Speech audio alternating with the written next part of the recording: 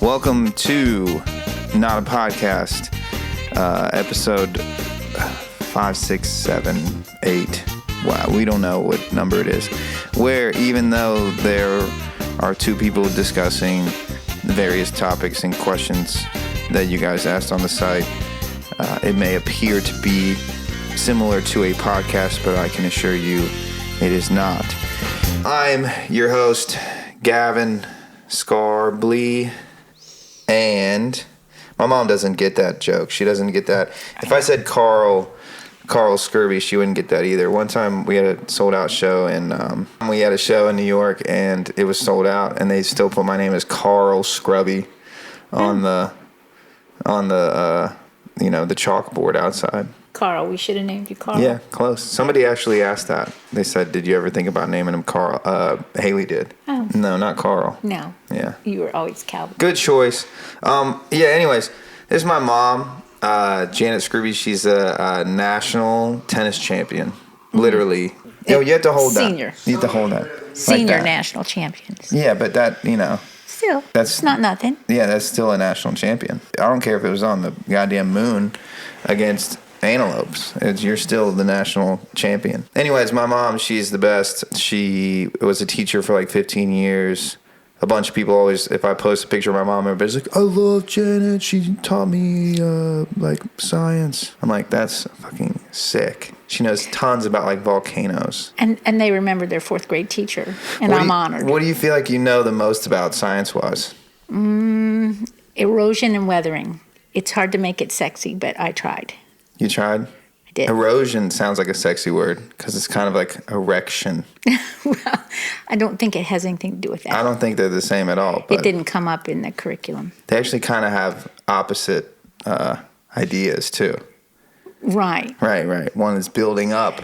One is knocking Shaking down. Yeah. See, you paid attention in fourth I grade, did. too. And these are conversations that you shouldn't have with your mom, especially not You can recorded now. ones. Yeah. Right. So we'll jump into it. We'll just jump right into it. I'm going to repeat some of the questions from the last one, and then I got some new ones here, too. So Heather Bannister said, "What's Cal's middle name?" Anderson. From Dad's mom's maiden name. There you go. I like that name, too. Unique middle name, unique last name. This is my government name. Most of you guys know that. But yeah, there you have it. There's the answer. And Kyle was never an option. Kyle, Carl, Carl, never an option. Corey, Corbin, Never an option. Kelvin, Kelvin. That sounds good. Keenan, Kirby. Skins is, he's from Australia. He he's asking, what's the funniest memory of me as a child? Funniest. I didn't give these questions to them ahead of time either, so I'm putting them on the spot. He did not. Okay, maybe it's as a 2-year-old and a birthday cake, he's really into trains. What about the asshole one? Oh, that's a good story. That's a good one. That's a good story. Let's get into that one. Okay, well, Cal always tried to insert himself in dinner time conversation, and Because I like the spotlight. he did. As much as I'm an introvert, and I don't like to be the center of attention all the time, sometimes I need all right, too much attention on everybody else. It's my world. And that's exactly what happened, because Cal wasn't in the school yet, or maybe he was, but Ben had a better school story, so he was monopolizing the conversation. And then Cal decides to chime in with, "Well, I walked by Mrs. McNutt this morning on the way to the bus stop, and she just looked at me and said, 'asshole.' And what are you going to say?" I mean, so I said... How old was I? Oh, I don't know. Maybe you were 5. kindergarten, maybe. Yeah. If you were walking to the bus stop. That sounds right, 5. Yeah, because, 5-year-olds are assholes. Right, and what else, and what kind of interesting stories do you have as a kindergartner anyways? Like, nothing. Right. I mean, you can't break into the conversation unless you've got something to share. So I said to you at the time, I said, what did she call you? She called me an asshole. Okay, what were you doing? Nothing. I was just walking past her. So I said, oh, well, you know what? That's not okay. That's a not okay word for her to say to you. So I say after dinner, we'll just go over and we'll talk to her about it. Have a little discussion. Yeah. And you said that we don't need to do that. I said, yep, we do. We need to do that because that's just not okay. And then he says, I was just kidding. I was just kidding. Yeah. That was just, I always got away with saying curse words as a kid. Yeah. By saying that. Because I would say, like, I would be like, buttface is rude. Right? We're checking out the grocery line, and he's got to work one of these words in. Mom, buttface is rude, right? Right, Mom? White cow is rude. And we don't say it. Right, because buttface is rude. Yeah. See, I got away with, that's why I was warming up. Because once I don't even know when I really started, like, cursing, because you guys used to like cut down the cursing for me. Like if I think as I got into my teenage years, you guys would kind of let some of the stuff go as long as it was like there wasn't so much anger behind it. Right. You know, if I would say shit or damn or bitch or whatever, then I think you guys kind of like eventually it just kind of like wore off, and you're like, all right, this is kind of just like, and as long as he's not saying it around other parents, grandmother, grandmom, or like you realize I had like some discretion. Right. I think that's the right word. Good vocabulary word. Then I think you kind of let it go a little bit. But you guys, when I was saying, I would throw the F every now and then, like in high school, and you guys didn't like that. That was the only time that you guys would ever really like. We couldn't say butt growing up or shut up. So those were bad words at our house. So we So moved on to the next layer. Yeah. But we were worried when they asked you going into kindergarten if you could spell any words. Oh, I got a bunch of 4-letter words I can spell. We were a little worried about that, how you'd answer those questions. But yeah, I got an 8-letter word, butt face. It's a compound word. Right. My favorite compound word is butt ass, because and I think it's more of a me thing than anybody else, because I think most people say buck ass, like buck ass naked. Oh. Does that mean buck like 100% naked? Because like I like butt ass naked because it's redundant. It's like your butt and your ass are exposed. You are butt ass naked. It's a great unsee. compound word. Butt ass. Yeah. Yeah. You were always a wordsmith. Sierra Alvarado said, I want to know how Cal did in school. Oh. You were an excellent student. I was a pretty good student. You were a pretty good student. Yeah. And it was a little hard sometimes to talk you down off the ledge of giving 110%. Really? Uh-huh.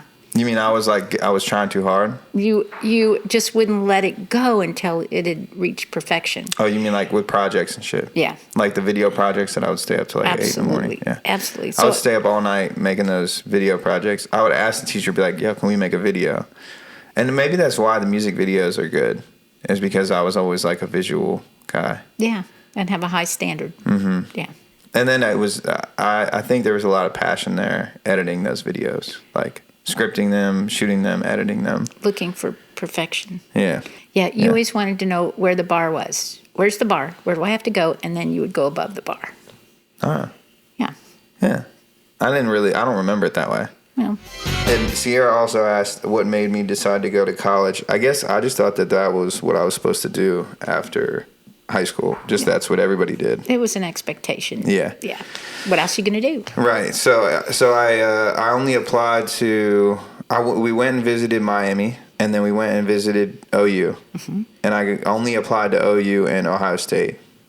And I got into OU Scripps School of Journalism and wasn't sure if I wanted to be a journalist, because all my teachers were like, I mean, growing up in Ohio, they're like, here's an aptitude test. You can be one of 5 things. They're like doctor, lawyer, engineer, teacher, mechanic. Like that was basically the extent. Astronaut. I don't know. It was like, they were very like traditional job categories. So it was hard. Like nobody's ever like, oh yeah, if you like to dance, you can go be a dancer. Like one of my friends is on tour with Justin Bieber right now. She's like a backup dancer for Bieber, and like that's a massive production, and she's literally on tour like the entire year. And she's from St. Louis, so it's like, dude, what do you mean? Like, just because you're from the Midwest doesn't mean that like you can't pursue like some kind of artistic, career. But they kind of make you feel that way, like it's not a tangible thing because it's like a dream. Like how you going to make money at it. Now you can do whatever you want. It's changed everything. Yeah, man, if you knew how some people were making money on the internet, people doing weird shit, clipping their toenails and shit. Talking to their parents. Talking to their parents for on the Patreon. Right. Did you know that my toenails are for sale on the website? I had heard that. They're $5,000. Yeah, and no bidders. Steal. Yeah, nobody bought them yet. Really, I'm shocked. Yeah, if somebody wants to buy them though, I think we should make a cash deal under the table. Government doesn't have to know I sold my toenails for $5,000. I think I still have some of your toenails there in the bedroom downstairs. Free. Yeah. Wow. Well, hey, that's a lick. You can just collect all those, sell them on the black market. Right, because there is one for toenails. Yeah. Yep. I mean, honestly, there probably is. And bath water. Yeah. People do that now. No. Yes, they do. Yes, they do. They sell your bath water. They will buy women, especially like creepy old men, will buy women's bath water on the internet. Some things I don't need to know. Yep, it's a fucked up world. But yeah, I mean, I would say as far as college goes, like I was an engineering student for 3 years, and then I was an engineering teacher. I taught computer programming. It was called engineering graphics. It was like C++ and MATLAB, and I taught it, but I didn't actually know shit about it. You knew that? No. You knew that I didn't know shit. No. Okay, so I got an A. Assistant. Yeah. I got an A in that class. The teacher, she was not bright, did not know any of the stuff that she was teaching. It baffled my mind. I was like, how do you know nothing about this? But she had good TAs. Mm-hmm. So like those TAs would just show me what to do every day. And then I got an A in the class, and they were like, hey, we need TAs. And I'm like, I can do that. So then I would learn the lesson like that morning before class. So I got paid. Got 10% off my tuition. New information for me. I didn't really know what you were doing. This is good information for Ohio State. Yeah. Like all those classes just didn't interest me once I started making music. The most valuable classes for me in college were like memory and cognition, philosophy, which I failed. Do you remember why I failed it? You didn't show up for the exam? Yeah, I went on spring break. Yeah. Yeah, you hated that. That was not a high point. That was probably when you might have been the most worried about me. It was. But yeah, those two, and then physical anthropology, because the teacher said fuck all the time. So it was like, it was like a way of, it was like if you're talking to a dog and you keep saying treat. It's like I just like that. I These just like people are so much. cool. Yeah. This class is so cool. Yeah, and he would like let us have cig breaks. This was back when I smoked cigs, so he would be like, all right, everyone can go outside for 5 minutes and smoke cigs. We're like, sag. Like, that's so tight. Is there a follow-up to this class? Like, that's tight. Yeah, I'm like, what else do you teach, man? I'll do that. This is still from Sierra. Which of the family members has the best relationship with me? And do we have a big family? And if you weren't born in Ohio, what drew you there? None of us were born in Ohio, for one. Nope. Myself included. Which might come as a shock to many. I was born in Kansas. I lived there for like a half a year. And then when I was 6 months old, I decided to move to Ohio. He did. It was me. I said, yeah. And we did. Yeah. Just like that. Just like that. They were like, all right, yeah, he has a dream. He Dad understands flew out it. there and picked out a house for us and drove us across country. You're from Michigan? Born Michigan. Born from in Michigan. Virginia. Doesn't count. Just a born thing. Yeah. Kind Grew of up in Virginia. Born in Kansas. Yeah, doesn't count. Moved to Virginia, moved to Texas. Never really moved. Family moved to Texas. You went to Vatech. Right. Dad born in Illinois. Indiana. Close. Indiana. You were so close. Carmi's in Indiana? No, Vincennes. Oh, Indiana. born in Indiana, moved to Carmi. Very small town, Carmi. Ben born in Greenville, North Carolina. Right. Yeah. There you go. So yeah, none of us actually from Ohio. We have a big family, I guess. Like dad has 4 brothers and sisters. Mm-hmm. You have 2 other, yeah, a brother and a sister.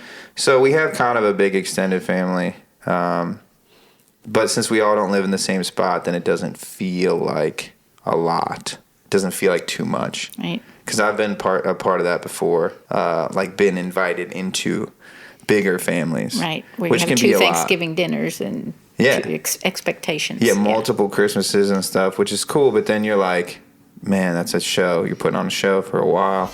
I I think there's spiders that are going to rain down from the sky, and they're as big as a child's hand. Well, and I know how much you like spiders. I love them. So you'll be coming out there. We got a beach house in August. You can come out. My parents live in the country, and they got lots of spiders. I remember times when I would see a spider. That's like, it was honestly like, okay, this is not an exaggeration. Wolf spider. Yeah. Yeah, it's a spider that eats other spiders. Not an exaggeration. Okay, in the basement. So I would murder that spider. Turn, 2 more. Boom, boom, kill them both. Turn, another spider halfway underneath the couch.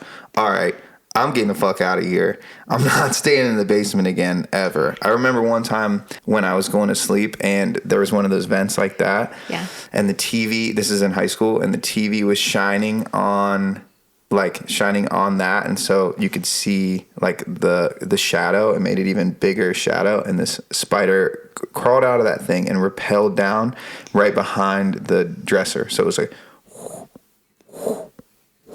and it was just this huge shadow, and I'm like, not sleeping in here for the rest of the year. This is from Jason Varela. Sorry, this is a really bad picture. I'm using my dad's phone. He's got an iPhone 3. Did you own goats before Cal was born?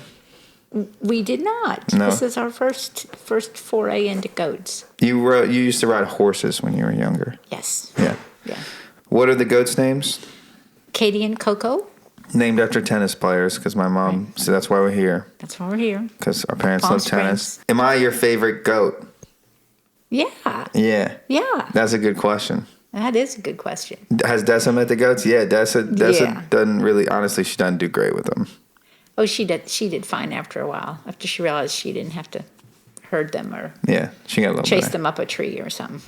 This one's from Lauren Townley, who you have definitely met before at one of the shows. I think if I showed you a picture, you'd be like, yeah, we've definitely met. She in Ohio. Yeah. Girl. Lauren always comes with Meg. Yeah. Meg's always there. Yeah. Yeah. Teachers, not Kat. Right. Kat's from New York. New York. Yeah. And her friend from Right. Minneapolis. Right. But Lauren said, what did you think or feel when Cal told you he wanted to pursue a music career?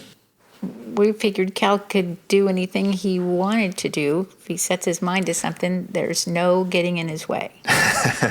There is nothing I could say that would matter. That was like, at first I thought that was going to be like like he can do anything he puts his mind to, but it was more, that ended up being more like he's going to do whatever the fuck he wants to do. And that's pretty much what I meant. Yeah. Yeah, Well, but that's good. it worked out. Yeah, you got visions and you got goals, and it worked out. yeah, it worked out great. Yeah.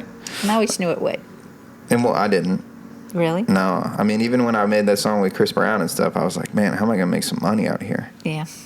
And I was like, this rent is expensive. It's an expensive place, but it's beautiful. It is nice. It is very nice. Caitlin said, what do you think I would grow up and do for a career? Ooh, good question. I don't really know. Ninja is what I was thinking. Yeah. We say it when he was a little kid, he was going to be an NBA basketball player. Well, that's what everybody else thought because I was good. And we always said, you need a backup plan, and we just didn't know it was a rapper was your backup plan. This is your backup plan. I didn't even I never wanted to be a rapper growing up. I never considered making music as like a career. Yeah. Daniel and I used to like record stuff, you know, but like that was never, I never had any intention of sharing it. Well, like your grad party, you wouldn't perform.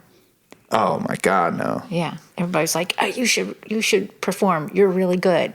Cal's really good. He should really get up here on the stage. Nope, not happening. I didn't even know. I don't think I even like had any songs or anything at that point.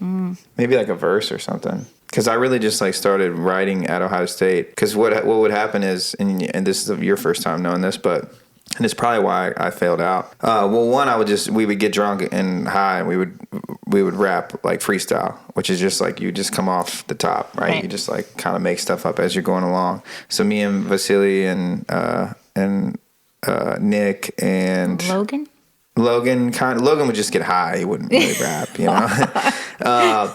But I would just get drunk and stuff and like rap on porches. I remember being at a friend's house one time when they're like, my friend Rafi, he was like, yo, rap to these people. And he would just like bring random people from the party, you know, and I would just like rap rap my raps. I think I really started writing raps when I would be studying for a test, and I would take like an Adderall and to focus on like the studying, because I'm like, all right, let me binge study for 8 hours, and I would play beats because I couldn't play anything with words, because then I would just focus on the words. Mm-hmm. But then I would be making up my own words because they were just beats.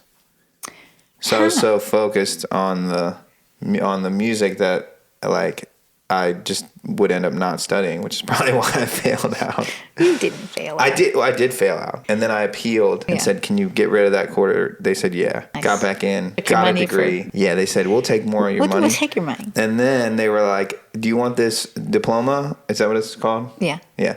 They were like, do you want this diploma? And I'm like, yeah, that'll be great in one of our closets somewhere. Yeah. And mail it to me, because I'm not coming to get it. Because I'm not walking. Yeah. Yeah. Right. Drew Myers said, are you proud of what I've become? Again, not what Drew has become. Oh, yeah, because I don't know Drew. Yeah. Are you part of what I've become and what I've not become? Am I proud of what you've not become? Let's go with I'm proud of what you've become. Absolutely. But also what I've not become. Yeah. Because it could have been worse. Yeah, absolutely. Yeah, it could have been worse. Yeah, we're proud as we can be. The lady at the tennis tournament yesterday, she asked what Cal did in L.A., and he said, I'm a recording artist. She said, well, I have a feeling you're going to make it. Yeah, that was sweet. That was sweet of her. That was really nice. I said, you know what? I might.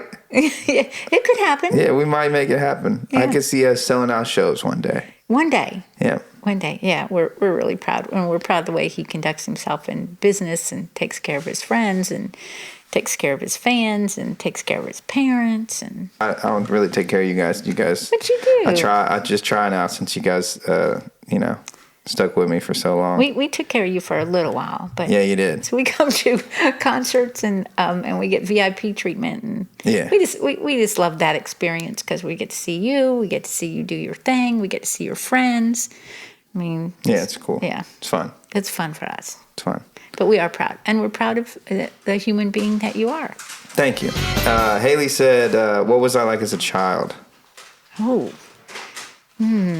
passionate, relentless. Give a proud moment. Freddie Fast Talk. Me, Freddie Fast Talk. This is a good opportunity to explain this to somebody else that will understand this. Hey, Dad. Can you not wrinkle the... Oh, I'm sorry. No worries. Yeah, Freddie Fast Talk. So I had this role in the second grade, right? Yep. In the play. Yep. I was Freddie Fast Talk. It was one of the main roles for this play, and I just rehearsed it a bunch with my parents. And so on the Ghost song, when I say Freddie Fast Talk like an auctioneer, definitely the only two people that understood what the fuck I was talking about are my mom and dad. Definitely. But now 130 other people have the inside scoop. And Anna, you can now you can edit those lyrics so that you understand them. Anna's one of the most supportive people I know, and she gets the lyrics like better than anybody else does. So now she'll get those ones. Got the inside scoop. I would say the other proud moment is probably the boards, when I broke the boards. Oh, that is one of my favorite moments. How old? I was like 7 or 8. 6 or 7, and this is probably the last thing you did with karate, taekwondo. Mm-hmm. Yeah. But he failed the first maybe 3 times. He failed, and cried a bunch. Granddad and Grandmom were there, and we. Granddad's probably rolling his eyes, just like, God, this kid is such a little bitch. No, and then he wanted to leave. He was just humiliated and wanted to leave, because it was like a recital. Only I don't know what you call them. Recital. Karate. It sounds more like ballerina stuff, yeah, but it was to move on to like get notches on your belt, or to get the next level belt or whatever. Yeah. So we leave, and we don't get out of the parking lot, and he says, I want to go back. I'm like, really? Are you sure? Yeah, I'm going back. Oh, okay, we'll take you back. So we went back in, and he walked back in, and his turn came up again, and bam, bam, bam, bam. Wham, bam, thank you, ma'am. and just nailed it. But he always had that I'm not giving up kind of thing. Dad was telling a story about me like climbing monkey bars and getting blood all over my hands and shit. Yeah, those are proud parent moments too, where your kids got resilience and grit. Yeah. Well, good thing. Good thing. Because man, I had to try a lot, shoot and miss. And in this business is a lot of grit. I mean, that didn't work. That didn't work. That didn't work. Oh, that worked. Yeah. Anna asked, have you ever been surprised by any of my lyrics? Like anything you learned about me through hearing the music? I can't think of anything that was a surprise to me. Yeah. Really? That means you know everything about... Oh, yeah. Everything about drugs. Yeah. Or you say yeah. No, yeah. but about being think, sad. Did you know I was sad before listening to my music? Yeah. You can just tell. I can tell. Well, and I think sometimes your lyrics tell a story, and they don't always tell your story, but they tell a story, and so that's that's kind of... Yeah, it might be a projection. Yeah. Yeah. Nick Noah said, "Where did you two meet?" Where did you and I meet? Yeah, no, because I remember that moment. Yeah, that's what we were saying. Where did you and Skip meet? We met in Roanoke, Virginia. What were the circumstances? Dad was coaching my softball team. I played softball with a bunch of school teachers, and somebody had asked him to help coach. Consistent with Skip's story. Oh, this is the Newlywed Game. Yeah, this is the Newlywed Game. Also, the Truman Show. Oh yeah. That you guys are rehearsed. Okay, we are. Well done. Ready you guys are go. good actors. Crisis actors. Austin said, taking what you see now from Cal, what advice would you give him as a 16-year-old? Oh, as a 16-year-old.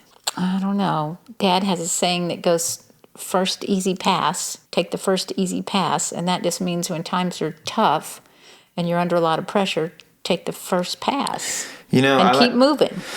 I like that the one thing that I saw recently, my Explore page on Instagram is like all inspirational quotes. It also thinks I'm a female in the middle of a breakup. It's like signs you don't need him. And I'm like, all right, I know I'm dramatic, but Jesus. There's a quote in it about like, it's basically like, I don't know what to do. I'm butchering this really bad, but it's like, I don't know what to do because it's like they're in the forest and they don't know where to go. Mm-hmm. And then it's like, okay, well, do you see the first step in front of you? And he's like, yes. And he's like, okay, take that step. Yeah. Like, that's it. Do something. Yeah.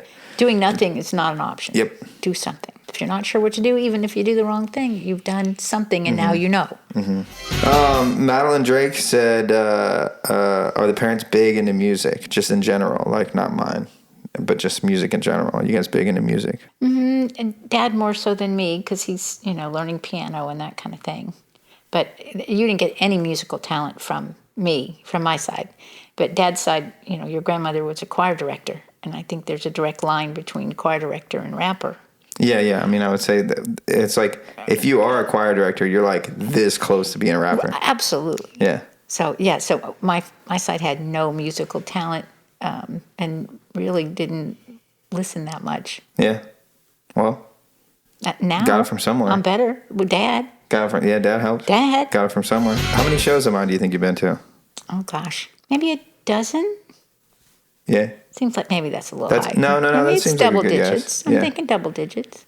Yeah, I think that's a good guess. I don't think we've missed an opportunity to go to one. I mean, you went to two. We went to four Cincinnati. The last four Cincinnati ones. Right.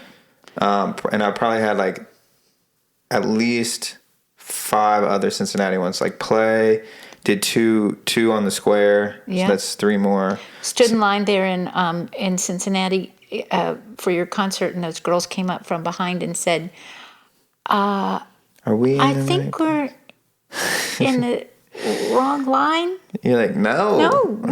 You're in the right line. Rap show. We're his correct. Yeah. We're his market. I love that. Demographics. The moms and dads, especially the dads.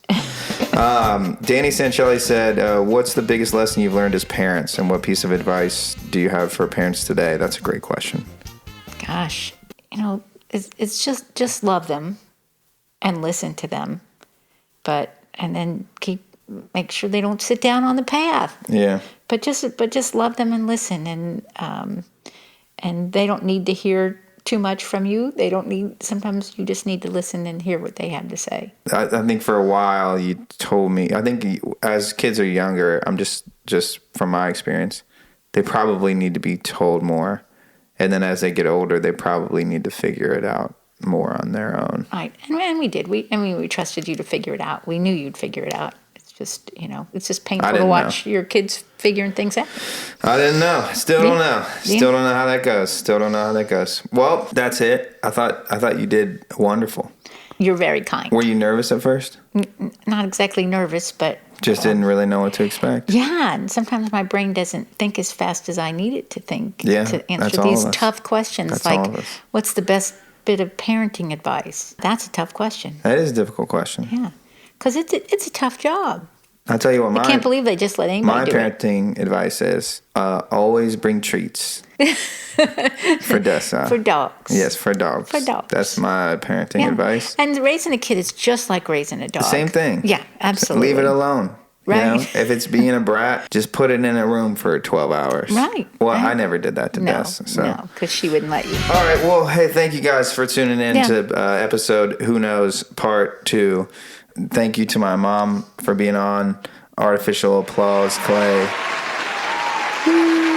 Thank you. Thanks, Clay. Thank you guys for being a part of this group, a part of the Patreon. You guys make everything possible. So really appreciate you guys and all the support and all the love and all the understanding. We'll probably see you next week on the live stream or see you next month on the Zoom call or something of that nature. But appreciate you guys tuning in. Talk to you soon. All right. Not a podcast. Episode 5, 6, 7, 8, where even though there are two people discussing the various topics and questions that you guys asked on the site, it may appear to be similar to a podcast, but I can assure you it is not.